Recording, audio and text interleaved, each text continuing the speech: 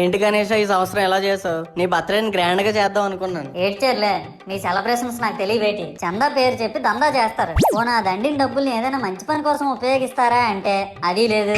పైగా నా విగ్రహాన్ని కొనడానికి పెళ్లి సంబంధాల్లో పిల్లని చూడడానికి వెళ్ళినట్టు పలోమను 10 మంది వెళ్తారు. అందులో ఒకడికి ఆ బొమ్మ నచ్చిందని, ఇంకోటికి ఈ బొమ్మ నచ్చిందని. నా కర్మ ఏంటంటే అక్కడ ఉన్నవన్నీ నా బొమ్మలే. మళ్ళీ తీరా 10 మందికి ఒక బొమ్మ నచ్చాక అమ్మేటోడు అలుసుగా తీసుకొని 10,000 15,000 అని బాంబు పేలుస్తాడు. ఎందుకురా బాబు ఇంత రేట్ అంటే కలకత్తా నుంచి తెప్పించాం అంటాడు. నాకు అర్థం కానిది ఏంటంటే ఎక్కడైతే నేను కలకత్తా నుంచి అయితే నాకన్నా మనగాడు వస్తాడా, అక్కడ కూడా నేనే కదా.